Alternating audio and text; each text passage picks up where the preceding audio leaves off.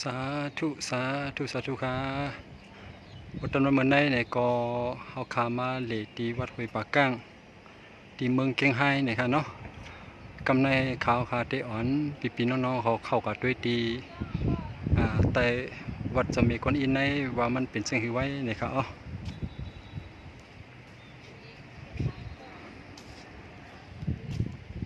ข่าวคาเตอ่อนขึ้นกับเหลด้วยตั้งเหนือบุญเนี่ยค่ะเนาะโอเคกำไรขาวค่ะขึ้นมาฮอดถึงที่จังเหนือในเย้านี่ค่ะเนาะเขาคาที่อ่อนพี่น้องๆเขาเข้ากันเลยด้วยทั้งใจในว่ามันมีซึ่งถือว่าในเขา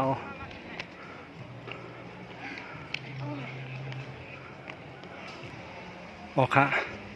โปขึ้นมาฮอดถึงตีดินจะมีก้อนอินในโปไหวกว่าตั้งห้องตีหันกองมูเกาจันเลย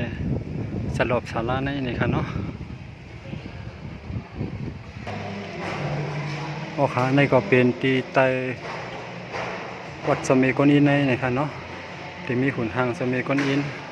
สังเกตว่าใครขึ้นกว่าตีตั้งเนื้อสูงบนในก็แต่เลยขีลิบขึ้นกับตีหิมวันนาสมัยก้อนอินตั้งเนื้อบุญนี่ค่ะกำขาวได้อ่อนพี่น้องเขาขึ้นกับเลยด้วยตั้งเนื้อนี่ค่ะเนาะเขาคาเตเลยขีดลิบขึ้นกับถึงจันเศร้าหาบุญนี่ค่ะเนาะก็เพราะว่ามันสูงหน่อยนี่ค่ะ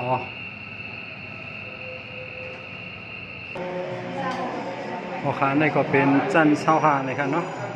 จันเศร้าหานี่ก็จะมีผังหางหางลิเวเต้นี่ค่ะเนาะ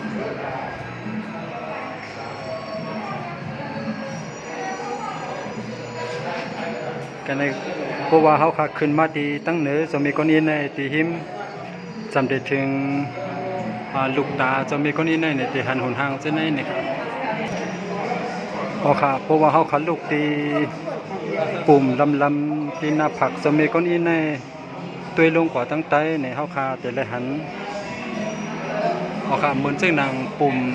สีแรงๆอันมีหิมนาจะมีก้อนอินในนี่ครับเนาะเพราะว่าเขาขาลูกไก่ปุ่มในตัวลงกว่าตั้งใจในตีหันตั้งหางนี้ซึ่งไหนนี่ครับสูงได้สูงว่านี่ครับเนาะได้เป็นจันเศร้าห้านี่ครับเพราะว่าเขาขาลูกตีปุ่มลำหิมนาผักจะมีก้อนอินในไถ่ลงกว่าในตีหันซึ่งไหนนี่ครับกำไรขาวเตอ่อนพี่น้องเขาขึ้นกับตีจันเศร้าหกนี่ครับเนาะจันเศร้าหกในที่เป็นสิ่งที่ไว้ในเขาขาขึ้นกับด้วยจอมกันนี่ครับเมื่อไกลตั้งใจนั่นเป็นจันเศร้าห้านี่ครับเนาะที่หิมหน้าผักจะมีก้อนอินปุ่มสีลำสีแรงๆนั่นเป็นจันเศร้าห้ากำไรเป็นจันเศร้าหกนี่ครับ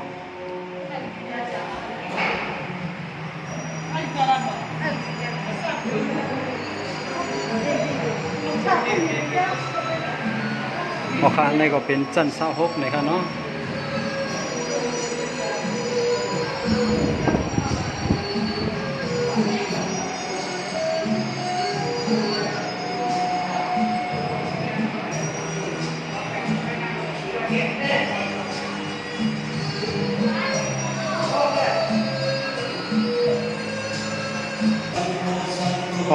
อันนี้ย้ำเดี๋ยวในก็เป็นจันสูงสุด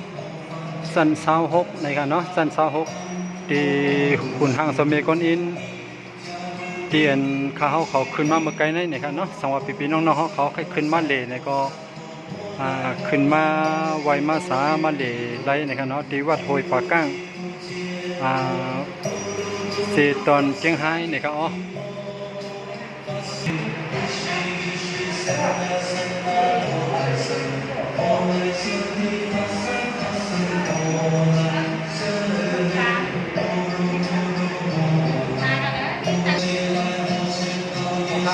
วันได้เนี่ยก็เขาทำวันเด็กที่วัดห้วยปากก้าง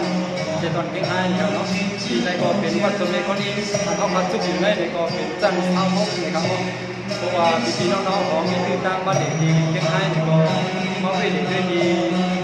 วัดห้วยปากก้างในเจตอนเก่งไห้นะครับเนาะพอขัดตอนสองคนนั้นคนได้เขาได้เสร็จมองย้อนไปสู่ที่ได้ก่อนนะครับ